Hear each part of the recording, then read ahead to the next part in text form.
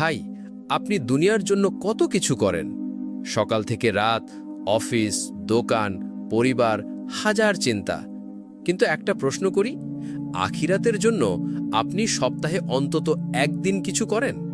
আল্লাহ আমাদের জন্য সপ্তাহে একটা স্পেশাল দিন রেখেছেন, জুমার দিন। এই একটা দিনে আপনি যা সওয়াব পেতে পারেন তা অন্য দিনে হয়তো 10 দিনে হলেও পাবেন না। কিন্তু ব্যাপারটা হলো, আমরা অনেকেই জানি না জুমার দিনে কি করা সুন্নত, কি করলে আল্লাহ খুশি হন। আজকের ভিডিওতে আমি আপনাকে বলবো জুমার 10টি সুন্নত, একদম সহজ ভাষায়, যেন আপনি বুঝেন, মনে রাখেন আর ইনশাআল্লাহ আমলে আনেন। ভিডিওটা শেষ পর্যন্ত দেখুন। 1 নম্বর, জুমার দিনের গোসল করা। জুমার দিন গোসল করা ইসলামের একটি গুরুত্বপূর্ণ সুন্নত। রাসূল সাল্লাল্লাহু আলাইহি ওয়াসাল্লাম জীবনে কখনোই গোসল ছাড়েননি। এটা শুধু শরীর পরিষ্কার করার বিষয় নয়, এটা আত্মাকে প্রস্তুত করা আল্লাহর সামনে দাঁড়ানোর জন্য। হাদিসে এসেছে, যে ব্যক্তি জুমার দিন গোসল করে, সুন্দরভাবে অজু করে, তারপর মসজিদে যায়, মনোযোগ দিয়ে খুতবা শুনে, তার প্রতিটি কদমে 1 বছরের নামাজ ও রোজার সওয়াব লেখা হয়। ইবনে খুজাইমা 176। ভাই, ভাবুন তো, একটা গোসলের বিনিময়ে আল্লাহ আপনাকে 1 বছর ইবাদতের সওয়াব দিচ্ছেন। এটা কি আমরা হাতছাড়া করতে পারি? তাই চেষ্টা করুন, ফজরের পর থেকে জুমার নামাজের আগ পর্যন্ত গোসল করে নিন। এটা শুধু একটা সুন্নত না, এটা জান্নাতের পথে 1 কদম এগিয়ে যাওয়া। 2 নম্বর, মিসওয়াক করা ও পরিষ্কার জামা পরা। জুমার দিনের আরেকটি গুরুত্বপূর্ণ সুন্নত হল মিসওয়াক করা ও পরিষ্কার জামা পরা। রাসূল সাল্লাল্লাহু আলাইহি ওয়াসাল্লাম জুমার দিন নিজেকে পরিপাটি করতেন। তিনি দাড়ি আঁচড়াতেন, সুগন্ধি ব্যবহার করতেন, সাদা বা সুন্দর কাপড় পরতেন এবং মিসওয়াক করতেন। এক হাদিসে এসেছে, জুমার দিনে প্রত্যেক প্রাপ্তবয়স্ক মুসলমানের উচিত গোসল করা, মিসওয়াক করা এবং যতটুকু সম্ভব সুগন্ধি ব্যবহার করা। সহিহ মুসলিম 846। ভাই, আপনি যদি বিশেষ কোনো অনুষ্ঠানে যেতে চান, আপনি নিশ্চয়ই ভালো কাপড় পরেন, নিজেকে গুছিয়ে নেন। তাহলে আল্লাহর ঘরে যাচ্ছেন, এটা কি আরও বেশি সম্মানের না? মসজিদে যাওয়ার আগে চেষ্টা করুন মিসওয়াক করে মুখটা পরিষ্কার রাখতে, একজোড়া পরিষ্কার জামা পরতে, যদি সম্ভব হয় একটু আতর লাগাতে। 3 নম্বর, দুরূদ শরীফ পাঠ করা। জুমার দিনের সবচেয়ে মূল্যবান কাজগুলোর একটি হল রাসূল সাল্লাল্লাহু আলাইহি ওয়াসাল্লামের উপর বেশি বেশি দুরূদ পাঠ করা। এই দিনটা এমন এক ফজিলতপূর্ণ দিন, যেই দিনে দুরূদ পাঠ করলে তার সরাসরি রাসূল সাল্লাল্লাহু আলাইহি ওয়াসাল্লামের দরবারে পৌঁছে যায়। রাসূল বলেন, তোমরা জুমার দিন ও রাতে আমার উপর বেশি বেশি দুরূদ পড়ো, তোমাদের দুরূদ আমার কাছে পৌঁছানো হয়। আবু দাউদ 1531। ভাই, ভাবুন তো, আপনার নামটা যদি রাসূলের সামনে পেশ করা হয়, আপনার পাঠ করা দুরূদ যদি উনি জানেন যে এই বান্দা আজ আমাকে ভালোবেসে দুরূদ পাঠ করেছে, এটা কি ছোট কোনো সম্মান? জুমার দিন সকালে ঘুম থেকে উঠে 10 বার, 50 বার, 100 বার, যতটা পারেন দুরূদ শরীফ পড়ুন। মসজিদে যাওয়ার পথে, বসে থাকা অবস্থায়, এমনকি যখনই আপনি সময় পান, বেশি বেশি দুরূদ করার চেষ্টা করুন। এই দুরূদই হতে পারে আপনার গুনাহ মাফের ও সুপারিশ পাওয়ার মাধ্যম। 4 নম্বর, সূরা কাহাফ তিলাওয়াত করা। জুমার দিনের অন্যতম বরকতময় আমল হল সূরা কাহাফ তিলাওয়াত করা। এই সূরাটি এমন এক নূরের উৎস, যে ব্যক্তি জুমার দিন এটি পাঠ করে, আল্লাহ তার জন্য 1 সপ্তাহ পর্যন্ত নূর সৃষ্টি করে দেন। রাসূল সাল্লাল্লাহু আলাইহি ওয়াসাল্লাম বলেন, যে ব্যক্তি জুমার দিন সূরা কাহাফ পাঠ করে, তার পা থেকে মাথা পর্যন্ত নূর ছড়িয়ে পড়ে, আর পরবর্তী জুমা পর্যন্ত তার জন্য আলো থাকবে। ভাই, আমরা তো ফোনে ঘন্টার পর ঘন্টা সময় দিই, শুধু 10 থেকে 12 মিনিট সময় লাগবে এই সূরাটি পড়তে। আপনি যদি আরবিতে পুরোটা না পারেন, তাহলে বাংলায় অর্থসহ পড়ুন, না হয় মোবাইল অ্যাপে শুনুন। কিন্তু আল্লাহর এই বিশেষ আলো থেকে নিজেকে বঞ্চিত করবেন না। এই আলো শুধু চোখে দেখা আলো না, এটা হৃদয়ের আলো, ঈমানের আলো।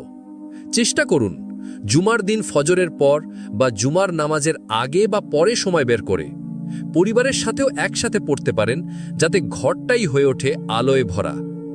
এই এক সূরার বরকতেই হয়তো আল্লাহ আপনার জীবনে এমন নূর দিবেন, যেটা আপনি কল্পনাও করেননি। 5. জুমার নামাজে আগে ভাগে মসজিদে যাওয়া। জুমার দিন শুধু নামাজ পড়লেই হয় না, সুন্নত হল আগে ভাগে মসজিদে যাওয়া। রসুল সাল্লাল্লাহু আলাইহি ওয়াসাল্লাম বলেন, যে ব্যক্তি জুমার দিন সর্বপ্রথম মসজিদে প্রবেশ করে সে যেন একটি উট কুরবানি করল। দ্বিতীয় যে ব্যক্তি মসজিদে প্রবেশ করে সে যেন একটি গরু কুরবানি করল।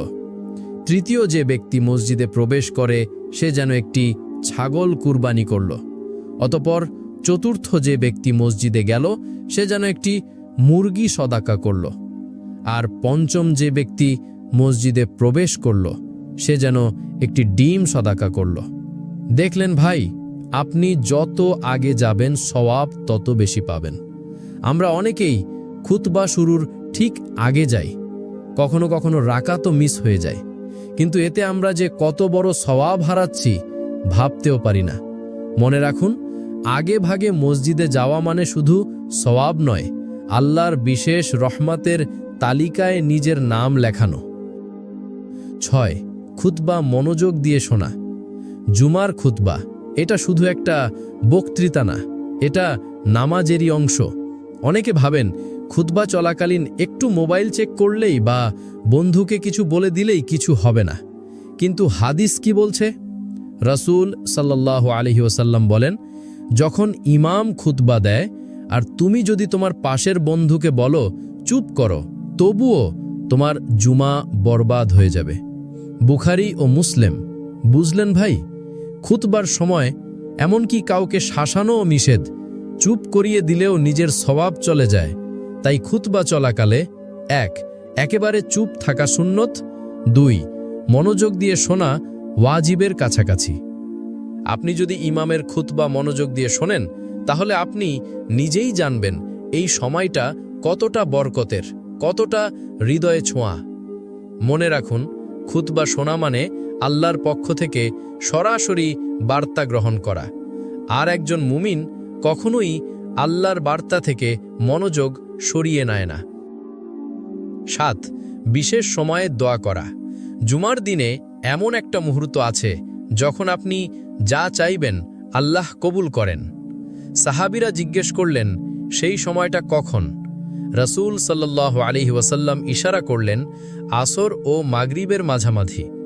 মুসনাদে আহমদ 7332। আসরের পর অজু অবস্থায় বসে যান, 5-10 মিনিট হলেও হাত তুলে দোয়া করুন, নিজের জন্য, পরিবার, উম্মার জন্য। মনে রাখুন, এই সময়ে শয়তান আপনাকে ব্যস্ত রাখতে চাইবে। ফোন, গল্প, ঘুম যাই আসুক, 5-10 মিনিট আল্লাহর জন্য রাখুন। আজই চেষ্টা করুন, হয়তো এই সেই মুহূর্ত যেটা আপনার জীবন বদলে দেবে ইনশাআল্লাহ। 8. জামাতে জুমার নামাজ আদায় করা। ভাই, জুমার নামাজ একা পড়লে হয় না, এই নামাজ আলাদা। এই নামাজ ফরজ শুধু জামাতের সঙ্গে। রাসূল সাল্লাল্লাহু আলাইহি ওয়াসাল্লাম বলেছেন, যদি মানুষ বারবার অজুহাত দেখিয়ে জুমার নামাজ ও জামাতে না যাওয়া বন্ধ না করে, তাহলে একটা সময় আসবে আল্লাহ তাদের অন্তরে সিল মেরে দেবেন, আর তখন তারা ভালো মন্দ কিছুই বুঝতে পারবে না। সহিহ মুসলিম 865। কেউ কেউ অলসতা করে, বলে ভাষায় পড়ে নেই, কিন্তু মনে রাখুন, জুমার ফরজ নামাজ শুধু মসজিদেই আদায়যোগ্য, জামাত ছাড়া নয়। তাই আপনি যদি পুরুষ হন, সুস্থ ও সক্ষম হন, মসজিদে যাওয়ার পথ আপনার জন্য খোলা থাকে, তাহলে আপনার উপর ফরজ হয়েছে জুমার জামাতে অংশ নেওয়া। জামাতে না পড়লে শুধু সওয়াব নয়, গুনাহ হয়।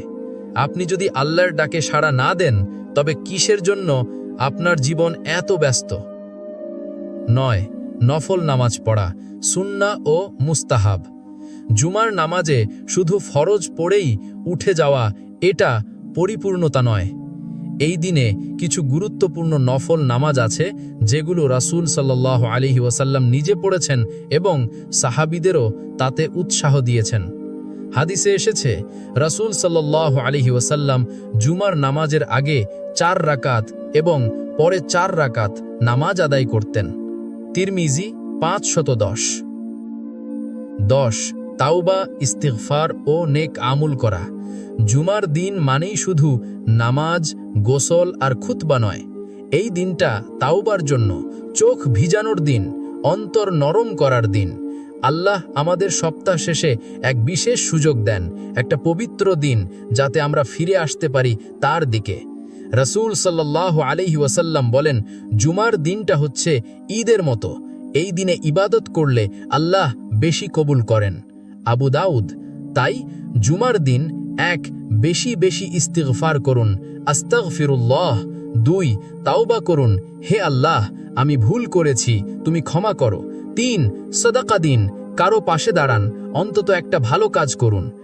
আজই সিদ্ধান্ত নিন, শুক্রবার হবে আমার আমলের দিন। আপনি কয়টি সুন্নত মানেন নিচে কমেন্টে লিখুন, আর ভিডিওটা শেয়ার করুন যেন অন্যরাও জানে এবং মানে। ভাই, আপনি দুনিয়ার জন্য কত কিছু করেন, সকাল থেকে রাত, অফিস, দোকান, পরিবার, হাজার চিন্তা।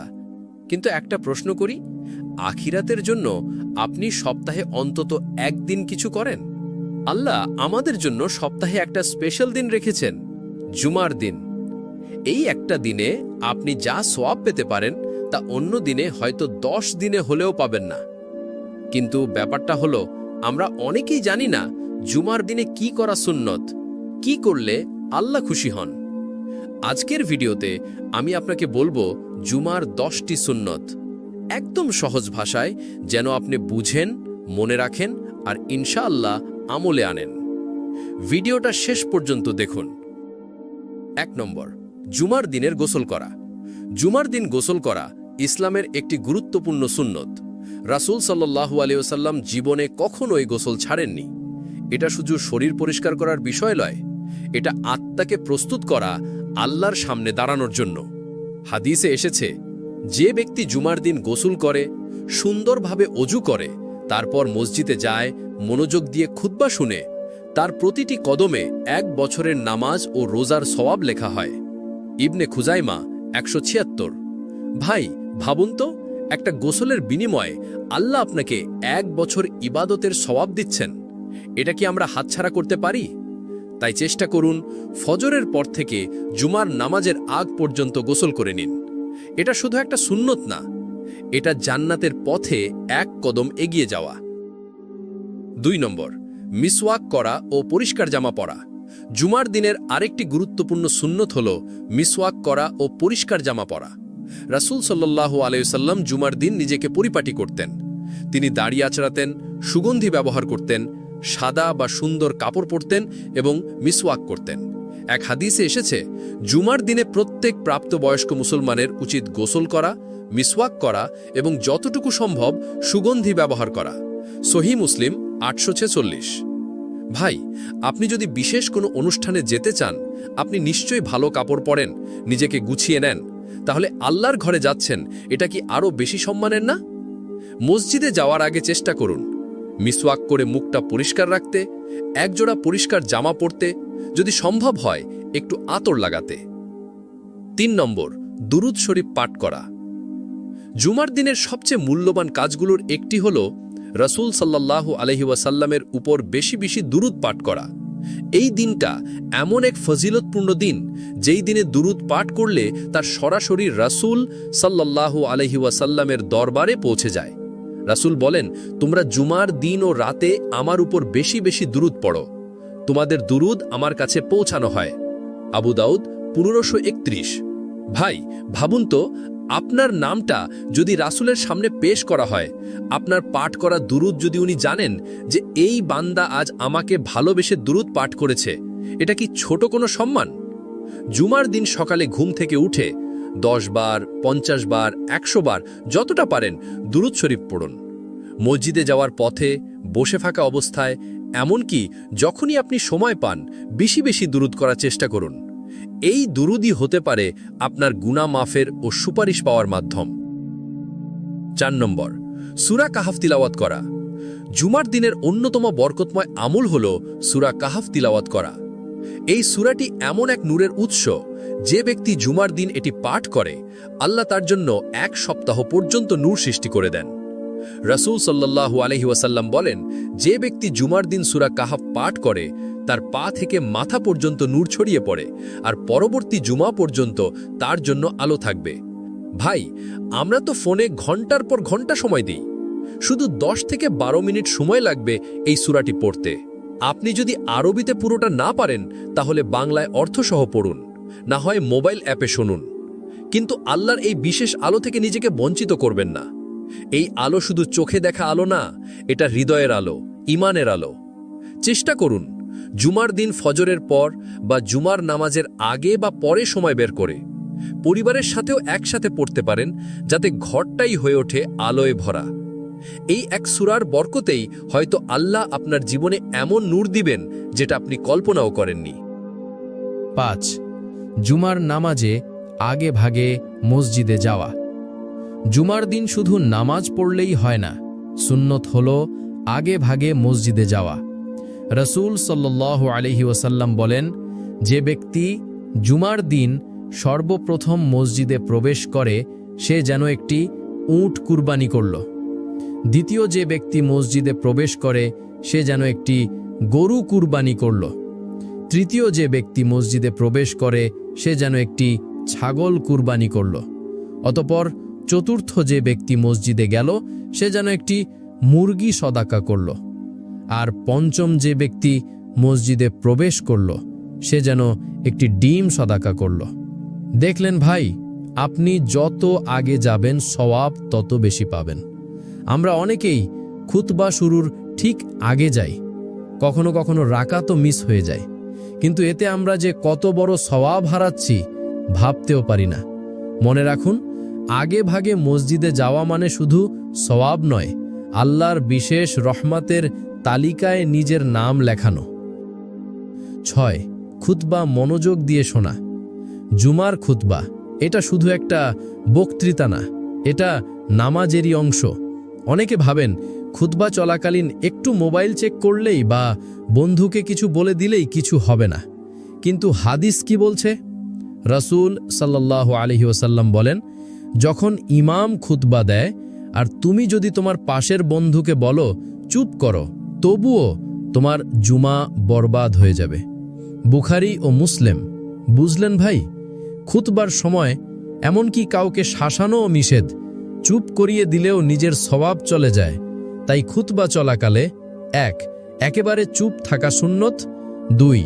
মনোযোগ দিয়ে শোনা ওয়াজিবের কাছাকাছি। আপনি যদি ইমামের খুতবা মনোযোগ দিয়ে শোনেন তাহলে আপনি নিজেই জানবেন এই সময়টা কতটা বরকতের, কতটা হৃদয়ে ছোঁয়া। মনে রাখুন, খুতবা শোনা মানে আল্লাহর পক্ষ থেকে সরাসরি বার্তা গ্রহণ করা। আর একজন মুমিন কখনোই আল্লাহর বার্তা থেকে মনোযোগ সরিয়ে নেয় না। 7. বিশেষ সময়ে দোয়া করা। জুমার দিনে এমন একটা মুহূর্ত আছে যখন আপনি যা চাইবেন আল্লাহ কবুল করেন। সাহাবীরা জিজ্ঞেস করলেন, সেই সময়টা কখন? রাসূল সাল্লাল্লাহু আলাইহি ওয়াসাল্লাম ইশারা করলেন, আসর ও মাগরিবের মাঝামাঝি। মুসনাদে আহমদ 7332। আসরের পর অজু অবস্থায় বসে যান, 5-10 মিনিট হলেও হাত তুলে দোয়া করুন, নিজের জন্য, পরিবার, উম্মার জন্য। মনে রাখুন, এই সময়ে শয়তান আপনাকে ব্যস্ত রাখতে চাইবে। ফোন, গল্প, ঘুম যাই আসুক, 5-10 মিনিট আল্লাহর জন্য রাখুন।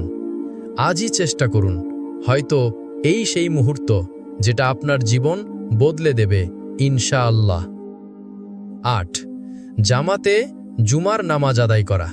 ভাই, জুমার নামাজ একা পড়লে হয় না, এই নামাজ আলাদা। এই নামাজ ফরজ শুধু জামাতের সঙ্গে। রাসূল সাল্লাল্লাহু আলাইহি ওয়াসাল্লাম বলেছেন, যদি মানুষ বারবার অজুহাত দেখিয়ে জুমার নামাজ ও জামাতে না যাওয়া বন্ধ না করে তাহলে একটা সময় আসবে আল্লাহ তাদের অন্তরে সিল মেরে দেবেন, আর তখন তারা ভালো মন্দ কিছুই বুঝতে পারবে না। সহিহ মুসলিম 865। কেউ কেউ অলসতা করে, বলে ভাষায় পড়ে নেই, কিন্তু মনে রাখুন, জুমার ফরজ নামাজ শুধু মসজিদেই আদায়যোগ্য, জামাত ছাড়া নয়। তাই আপনি যদি পুরুষ হন, সুস্থ ও সক্ষম হন, মসজিদে যাওয়ার পথ আপনার জন্য খোলা থাকে, তাহলে আপনার উপর ফরজ হয়েছে জুমার জামাতে অংশ নেওয়া। জামাতে না পড়লে শুধু সওয়াব নয়, গুনাহ হয়। আপনি যদি আল্লাহর ডাকে সাড়া না দেন তবে কিসের জন্য আপনার জীবন এত ব্যস্ত? 9. নফল নামাজ পড়া, সুন্নাহ ও মুস্তাহাব। জুমার নামাজে শুধু ফরজ পড়েই উঠে যাওয়া এটা পরিপূর্ণতা নয়। এই দিনে কিছু গুরুত্বপূর্ণ নফল নামাজ আছে যেগুলো রাসূল সাল্লাল্লাহু আলাইহি ওয়াসাল্লাম নিজে পড়েছেন এবং সাহাবীদেরও তাতে উৎসাহ দিয়েছেন। হাদিসে এসেছে রাসূল সাল্লাল্লাহু আলাইহি ওয়াসাল্লাম জুমার নামাজের আগে 4 রাকাত এবং পরে 4 রাকাত নামাজ আদায় করতেন। তিরমিজি 510। 10. তাওবা, ইস্তিগফার ও নেক আমল করা। জুমার দিন মানেই শুধু নামাজ, গোসল আর খুতবা নয়। এই দিনটা তাওবার জন্য, চোখ ভিজানোর দিন, অন্তর নরম করার দিন। আল্লাহ আমাদের সপ্তাহ শেষে এক বিশেষ সুযোগ দেন, একটা পবিত্র দিন যাতে আমরা ফিরে আসতে পারি তার দিকে। রাসূল সাল্লাল্লাহু আলাইহি ওয়াসাল্লাম বলেন, জুমার দিনটা হচ্ছে ঈদের মতো। এই দিনে ইবাদত করলে আল্লাহ বেশি কবুল করেন। আবু দাউদ। তাই জুমার দিন 1. বেশি বেশি ইস্তিগফার করুন, আস্তাগফিরুল্লাহ। 2. তাওবা করুন, হে আল্লাহ আমি ভুল করেছি, তুমি ক্ষমা করো। 3. সাদাকা দিন, কারো পাশে দাঁড়ান, অন্তত একটা ভালো কাজ করুন। আজই সিদ্ধান্ত নিন, শুক্রবার হবে আমার আমলের দিন। আপনি কয়টি সুন্নত মানেন নিচে কমেন্টে লিখুন আর ভিডিওটা শেয়ার করুন যেন অন্যরাও জানে এবং মানে।